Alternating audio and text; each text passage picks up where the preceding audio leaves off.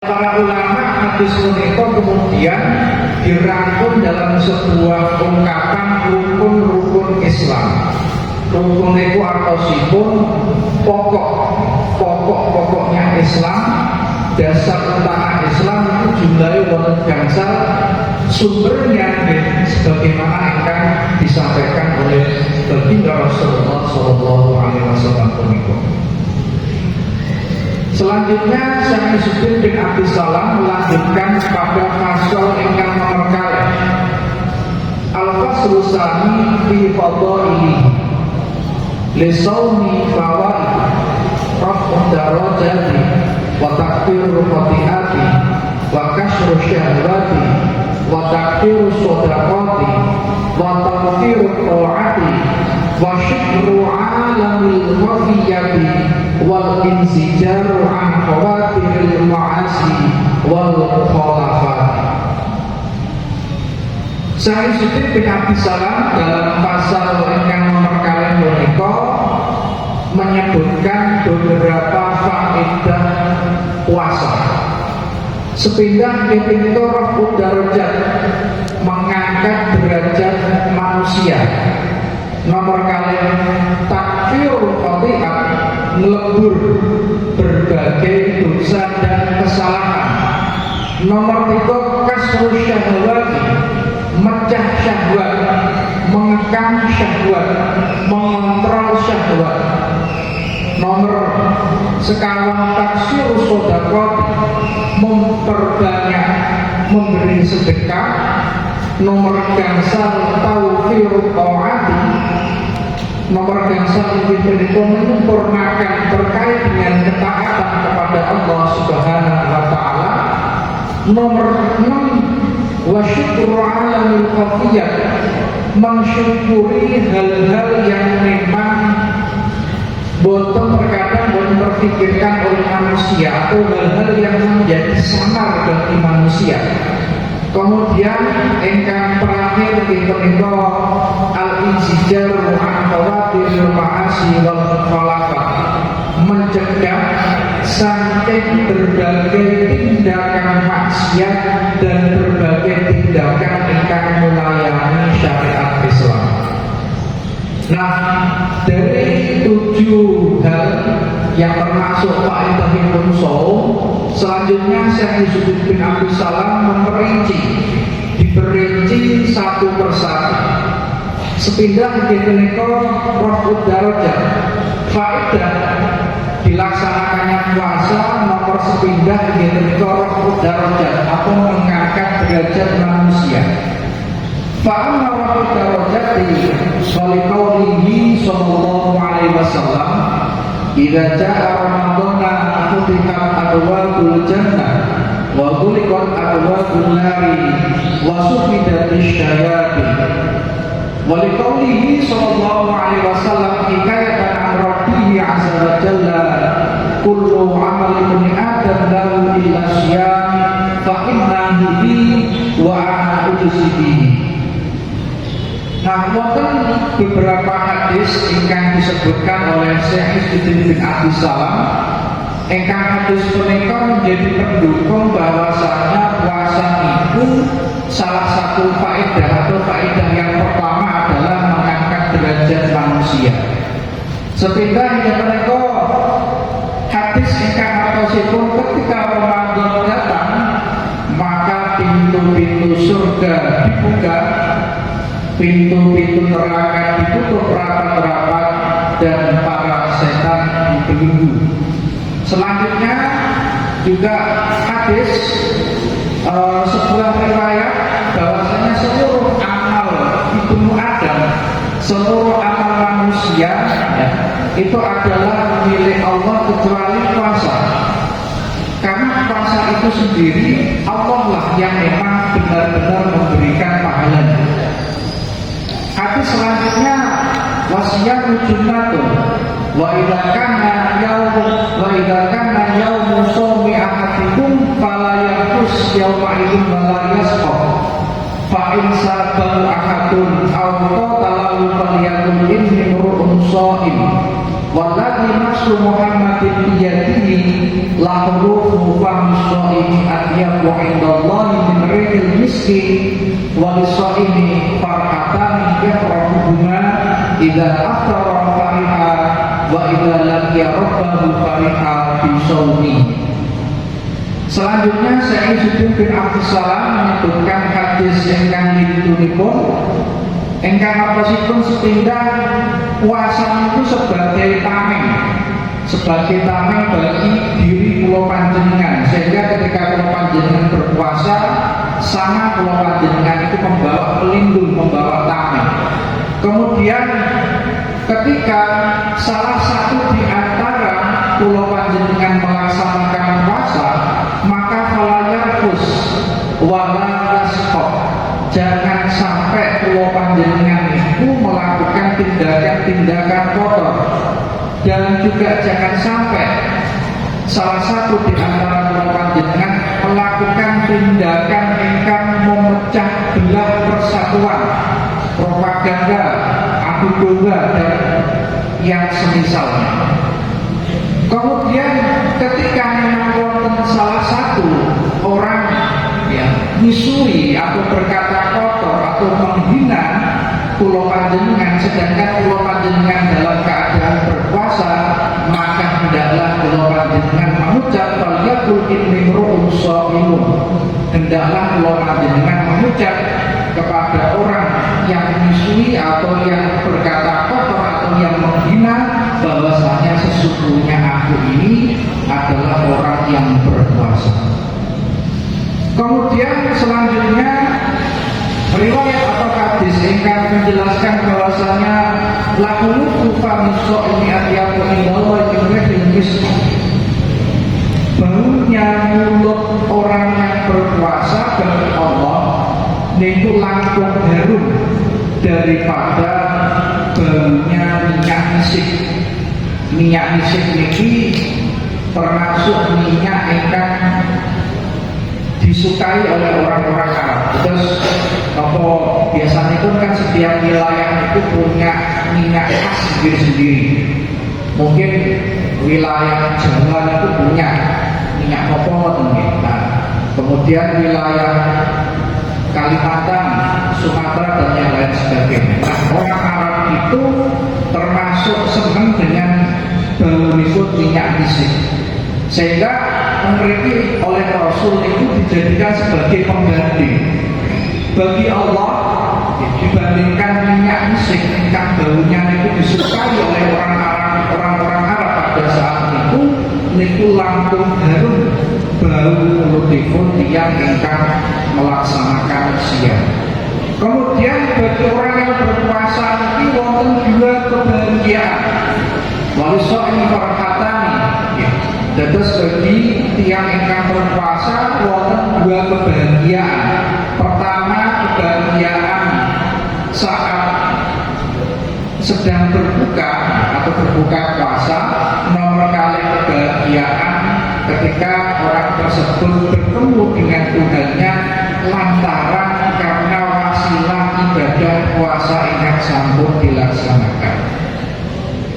Kemudian Syekh Izzuddin melanjutkan menyebut beberapa hadis yang lain. Wa annahu qala kullu 'amali ibn adam yudha'af al-hasanatu 'asyratu amsalha ila sab'i dhifin.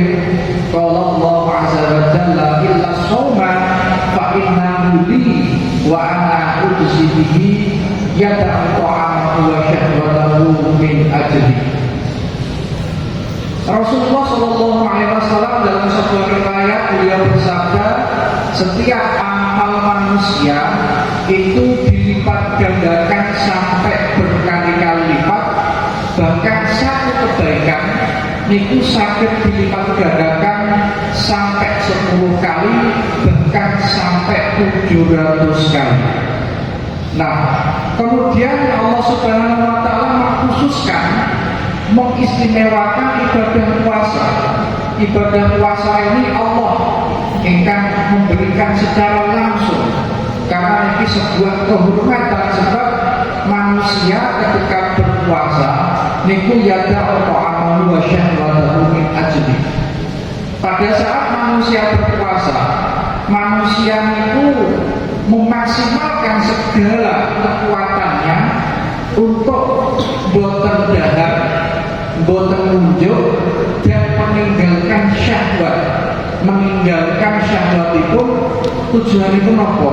Untuk mencapai ridho Allah Subhanahu wa Ta'ala. Tentu totalitas. Puasa itu ibadah yang sangat totalitas, Bapak Ibu. Sebab puasa itu perlu energi, perlu niat yang kuat, perlu ketahanan fisik, perlu kesehatan yang luar biasa, perlu mental. Kalau panjenengan harus menahan dari berbagai macam hal, boten muncul, boten jahat, menahan syahwat, itu totalitasan ibadah yang sangat totalitas, yaitu siap, sehingga Allah memberikan puasa ini pahala yang spesial, pahala yang memang menjadi surprise nanti bagi umat-umat itu. Selanjutnya Syekh Izzuddin bin Abdul Salam melanjutkan, beliau menukil hadis waqala sallallahu alaihi wasallam inna fil jannati baban yuqalu ar-rayyan yadkhulu minhu as-shaimuna yawmal qiyamah la yadkhulu minhu ahadun ghayruhu yuqalu ayna as-shaimuna fa yadkhuluna minhu fa idza dakhala utliqa falam yadkhul minhu wa bi riwayatin inna fil jannati baban yuqalu lahu ar-rayyanu yud'a bihi as-shaimuna fama kana min as-shaimina dakhalahu wa man dakhalahu lam yadma abada. Kemudian Syekh Izzuddin menyebutkan sebuah hadis yang menyebutkan bahwasanya di dalam surga itu wonten salah setunggalipun surga ingkang nami surga Ar-Rayyan. Surga Ar-Rayyan ini surga bagi tiang-tiang ingkang gemar berpuasa.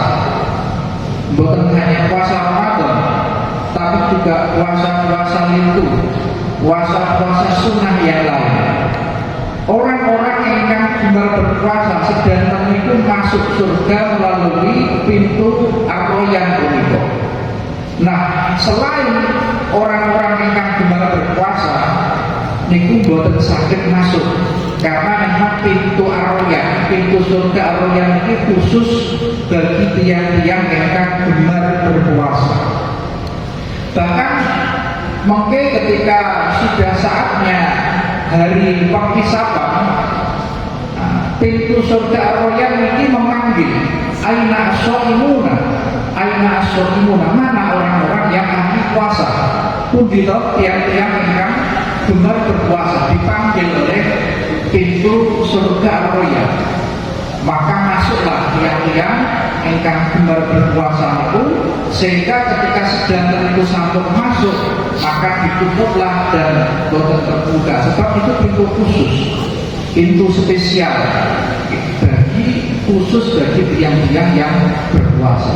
Nah, ini bagaimana Allah itu memberikan kekhususan, keistimewaan, pahala, ganjaran, balasan bagi tiang yang berpuasa.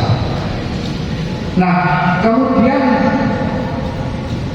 di sini pun juga disebutkan bahwasanya ketika seseorang itu sampun memasuki pintu Ar-Rayyan, maka wa man dakhalahu lam yatma abada.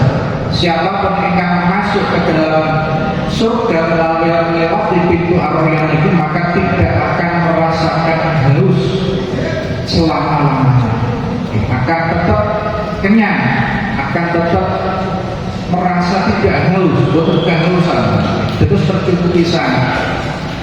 Nah, kemudian hadis selanjutnya yang disebutkan oleh Syekh Izzuddin bin Abdul Salam, wa qala alaihi salam inna shaimana tusalli alaihi malaika idza ukila 'indahu hatta yahurul. Ingkang kosipun sesungguhnya tiang ingkang siang niku malaikat akan senantiasa memanjatkan sholawat kepada orang yang berpuasa sampai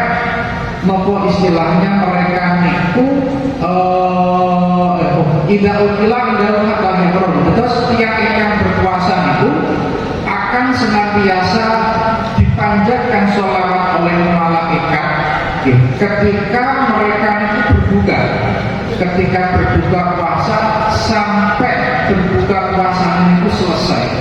Terus menawi kalau panjenengan buka puasa, buka puasa, itu malaikat itu dongane, malaikat senantiasa memintakan doa kepada Allah. Dalam kondisi kalau panjenengan dasar menikmati hidangan buka puasa, itu malaikat dongane kalau panjenengan mendoakan sampai kalau panjenengan selesai melahap daharan atau penuh daripada buka puasa itu. Nah, kemudian saya Sayyid bin Abi Salam memperinci arti daripada hadis-hadis yang sampun disebutkan sebelumnya kedua. Wa amma taqiqu abwabil jannah fa ibaratun an taksirit tawati al-mujibati li faqri abwabil jinan. Wa taqiqu abwabil nari ibaratun an qillatil ma'asi al-mujibati li ihlaki abwabil niran. Wa taqiqu syayatin ibaratun an qita'i wa syarasatihim anit sha'imina li'annahum la yaqamuna fi ijadatihim ilal ma'asi. Nah, sebelumnya wonten sebuah hadis yang menyatakan Rasul menyampaikan bahwasanya ketika Ramadan datang maka pintu surga dibuka, pintu neraka ditutup dan setan dibelenggu. Nah, ini oleh Sayyidina diperinci penjelasan itu. Maksud daripada terbukanya pintu surga itu adalah tafsir ta'at al-mujibah li fathi abwabil jinn. Sebab ketika seseorang melaksanakan puasa, potensi melaksanakan ketaatan itu semakin tinggi. Terus potensi yang sing melakoni ketaatan dalam keadaan berpuasa itu lebih tinggi daripada yang boten siang. Sehingga karena potensinya itu tinggi, maka ibaratnya itu seperti terbukanya pintu surga. Gampang mendapatkan pahala, gampang mendapatkan ridho Allah Subhanahu wa ta'ala. Kemudian yang dimaksud dengan ditutupnya pintu neraka ingin menikah pada saat bulan Ramadan, pada saat melaksanakan puasa, maka potensi manusia dalam melakukan kemaksiatan itu semakin kecil, bahkan bisa sampai nol. Jadi persentasenya itu semakin alit, semakin kecil, bahkan bisa sampai nol.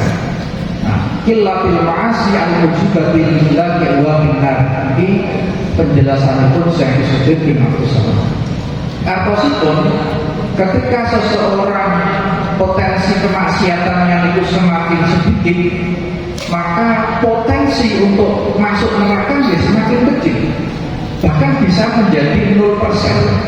Nah, maka itulah yang dimaksud dengan ditutupnya pintu neraka. Artosipun karena sedikitnya maksiat yang dilakukan oleh manusia, karena manusia melaksanakan puasa. Sebab puasa itu menahan totalitas, sedanten ditahan, syahwat ditahan, dahar ditahan, wujud ditahan, totalitasan.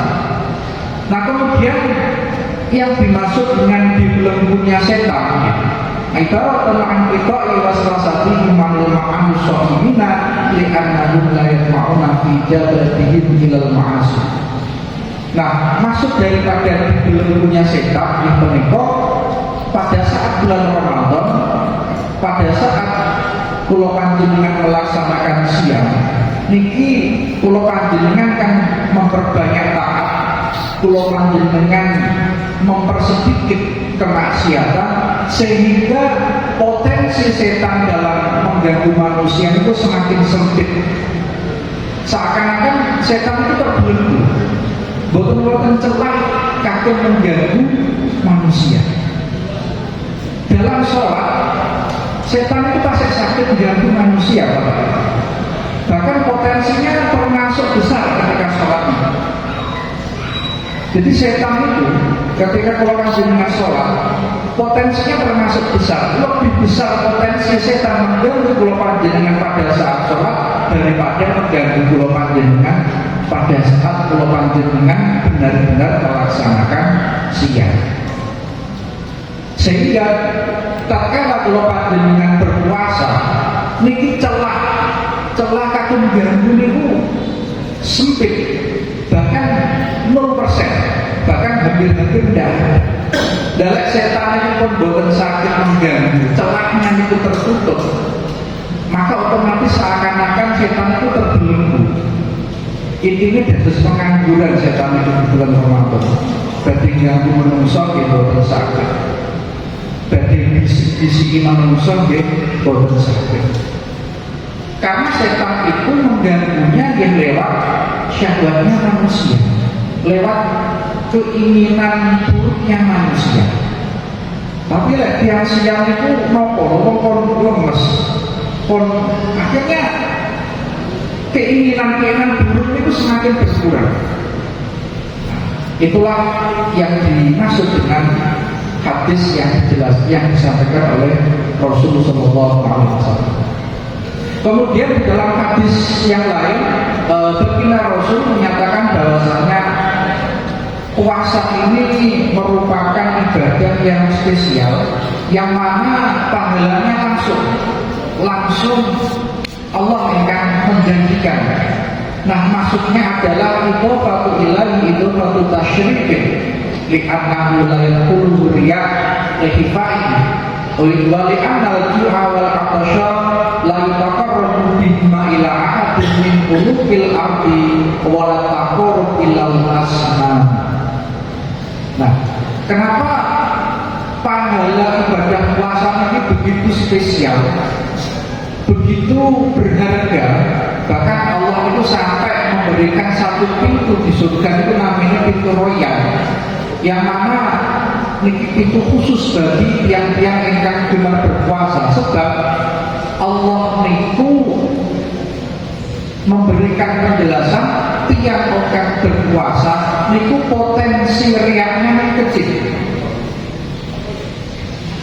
Tiang sing lampai kosong itu potensi riaknya kecil, Bapak. Sangat sedikit. Riaknya itu kecil dibanding dengan ibadah yang lain. Ketika seseorang itu sedekah, potensi riaknya itu termasuk besar. Dipamer nih, saya sedekah sekian juta, sekian miliar misalkan, sekian triliun misalkan, dipamerkan, promosikan, maka berpotensi riak, pamer. Sholat itu gimana? Sholat itu paling khusyuk, paling pamer. Tapi siang kosong, tiang itu cegah riaknya, pun kesel, sudah capek, terus seluruh energinya itu terfokus untuk benar-benar piye caranya kosong itu sakit selesai. Maka potensi riaknya kecil, potensi untuk pamernya itu bukan teknologi yang pamer kosong. Tapi ibadah yang lain itu masih ada potensi riak. Sehingga karena puasa ini kecil kemungkinan tiang riak, maka Allah memberikan spesial, memberikan ganjaran yang spesial. Sebab juga diantaranya al-ju' wal 'atas, rasa lapar dan dahaga, itu menyebabkan seseorang lebih dekat, lebih mudah dekat kepada Allah Subhanahu wa Ta'ala. Tiang itu secara umum lek kuwataken niku kadang lali ten Gusti Allah. Kalau niku sakit kadang ya lek pun marek, lek merasa nyaman, itu kadang itu lupa kepada Allah. Tapi ketika seseorang itu merasakan di dalam dirinya wonten masalah, keluar, itu mesti ndonga, mesti dia mendekatkan diri kepada Allah. Ini sifat manusia nih Bapak Ibu. Sifat manusia. Ketika diberikan kesejahteraan, diberikan kenyamanan, terkadang lalai. Tapi ketika diparingi musibah, diparingi kesulitan, eling Gusti Allah, akhirnya malah mendekatkan diri kepada Allah Subhanahu wa Ta'ala. Nah, rasa lapar, rasa dahaga ini kan sebenarnya bagian dari kesulitan, terutama bagi yang boten mampu, orang fakir, orang miskin ini kesulitan. Boten sakit merasakan dahar sing enak, boten sakit merasakan umbu sing enak, sehingga mereka itu cenderung dekat kepada Allah. Nah, ini bagaimana Allah Subhanahu wa Ta'ala memberikan kekhususan terkait dengan puasa itu. Wa qawluhu wa ana bisbihi wa ikana wa al-jari ala jami'i ta'ati ma'nahu ta'lim jazaihi bi annahu al-mutawalla al-islam.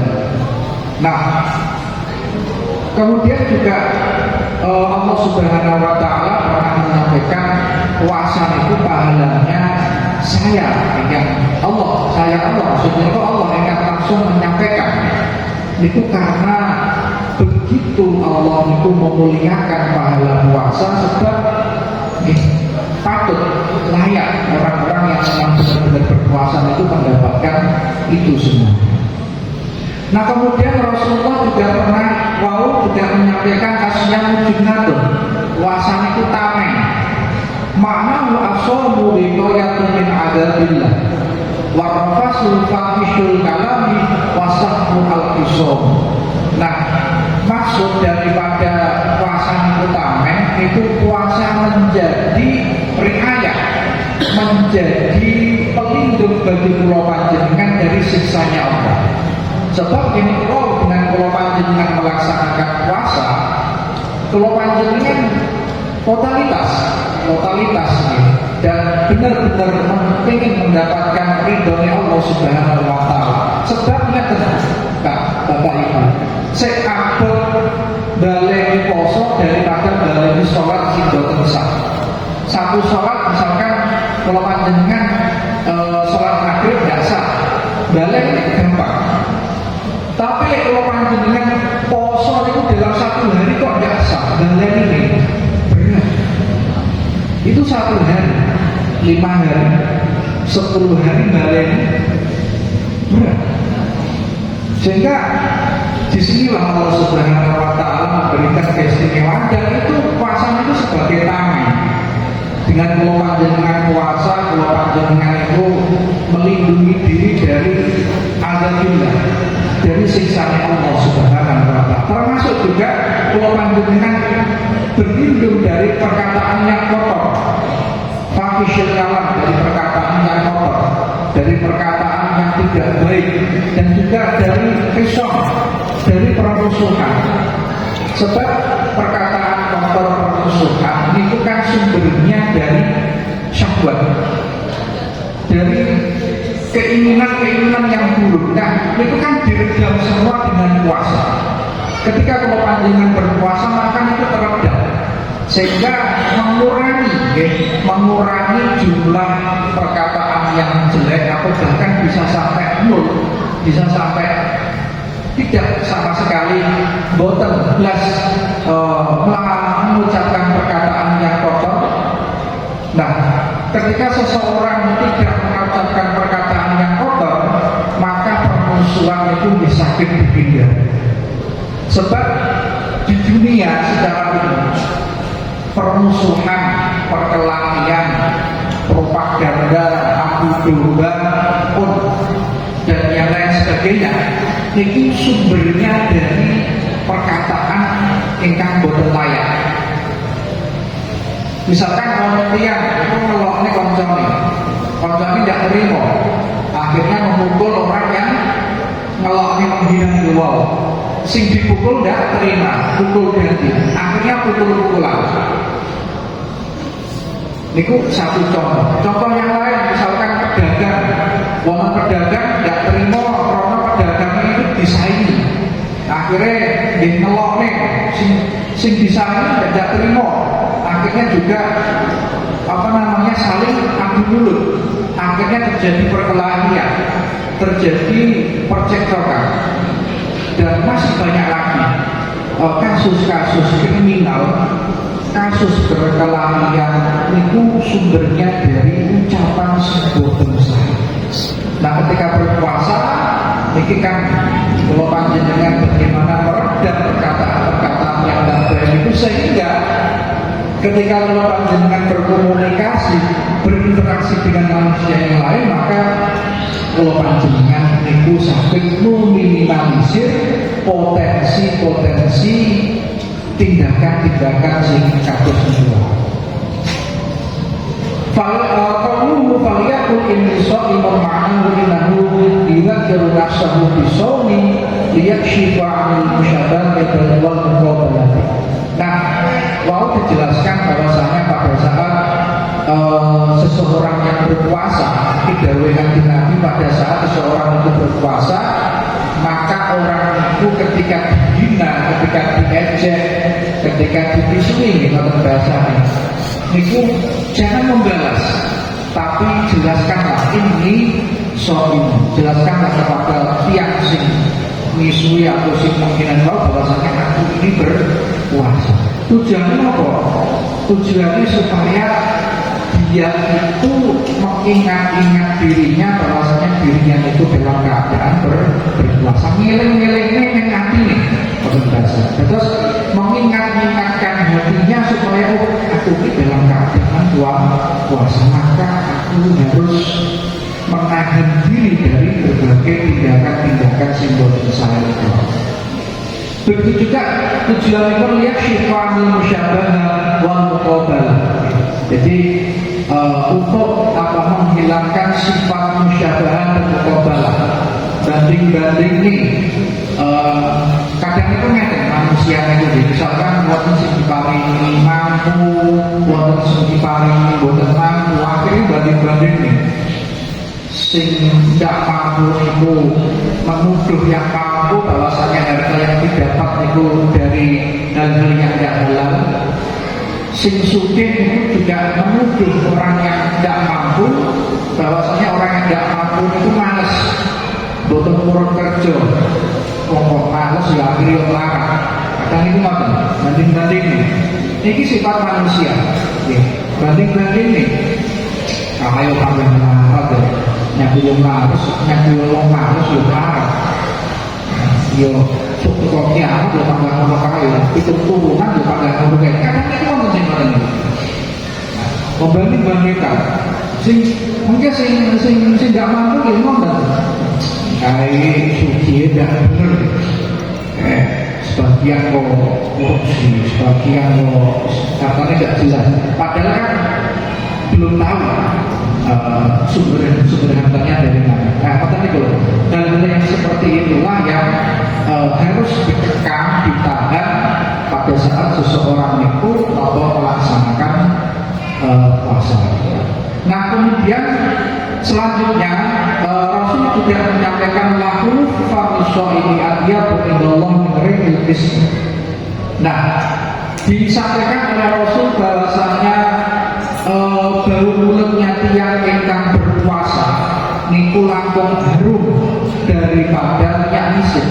Nah, tembriki oleh Syaikhul bin Abdul Salam dijelaskan fi falfil kalam hakun takruhu wala tawakuhu fi ini ahyabu indallah min rizqil ism. Atau sipun makna hadis tersebut adalah ganjaran yang mulutnya orang yang berpuasa itu langsung bagus daripada minyak misik, atau sebut daripada orang yang memakai pewangian. Atau saya orang memakai pewangian itu kan tidak berpahala dalam beberapa hal, misalkan memakai pewangian itu juga bagian dari sunnah pada saat yang itu tidak melaksanakan sholat Jumat. Itu disunahkan memakai wangian. Nah, itu juga bagian dari sunnah. Tapi tiang sing poso meskipun boten damel wangi itu ganjarannya langkung tinggi, lebih banyak daripada tiang sing memakai wangian ketika akan melaksanakan misalkan sholat Jumat atau pelaksanaan ibadah yang lainnya.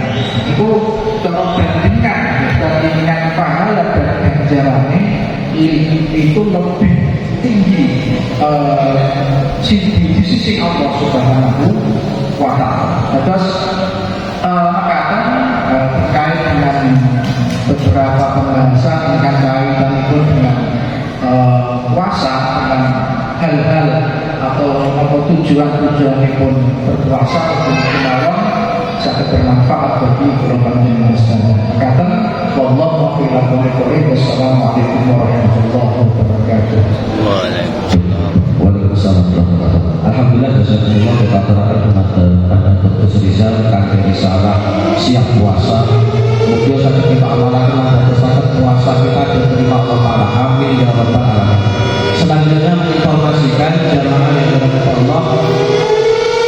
Sekedar malih monggo jenengan guguraken puasanipun kelawan unjuk kalian Bapak Ibu jalan kurmanipun. Manut-manut sholat maghrib berjamaah wonten berbukanipun kasut kaki sangat jamaah putra setelah sholat maghrib Bapak berbukanipun wonten sisi kidul ruangan sebelah selatan mereka. Adapun jamaah putri disuwun diminta dengan hormat supaya berbukanya, dan insya Allah panitia sudah menyiapkan pula di sebelah utara utawi sisi leh untuk jamaah putri lan kasut kaki sangat dan pun di ruangan mawon diusahakan mengatakan kesanipun sampahipun satu titik ngoten untuk menjaga kebersihan. Wondene ingkang ngertos saking dalam rumah